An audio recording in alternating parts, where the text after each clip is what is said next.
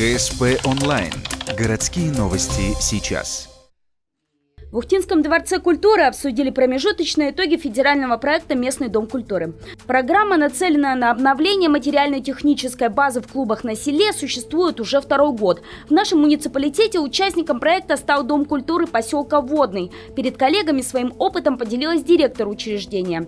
Нина Иванова рассказала, как 2 года назад ее ДК получил субсидию в 9 миллионов рублей. Здание, которое работало больше 40 лет, изменилось внутри кардинально. Новый свет, кресла, одежда, сцены не только благоприятно повлияли на все население поселка.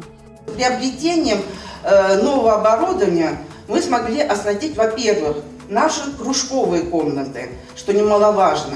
Теперь, значит, каждый руководитель может свободно репетировать в своем классе, не нужно нестись на эту сцену, где очень холодно, там делить ее как-то. То есть все проводится очень культурно и нормальненько.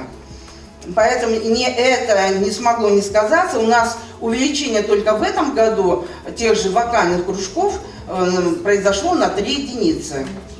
В Водном появилась и новая оргтехника. В целом, из глобальных проблем ВДК пока только холод в зрительном зале. Эту проблему все еще не решили. Но есть вероятность, что и этот недочет будет изменен. Тем более, что все программы, связанные с обсуждаемой отраслью, с 2019 года будут входить в крупный национальный проект «Культура». Это касается и кинофикации в глубинке. 9 домов культуры были оборудованы кинотехникой только в текущем году. Это касается и кинофикации в глубинке. 9 домов культуры были оборудованы кинотехникой только в текущем году. И проекта «Культура малой Родины». Мы продолжаем, как уже сказала Елена Николаевна, участвовать в проекте «Культура малой Родины» в 2019, 2020, 2021 годах. И в следующем году мы получаем сумму 20 миллионов рублей снова на оснащение наших домов культуры. Эта сумма стала известна не так давно, но уже можно точно заявить о том, что мы продолжаем такую поддержку и в самое ближайшее время начнем формировать перечень тех объектов, которые попадут в эту программу.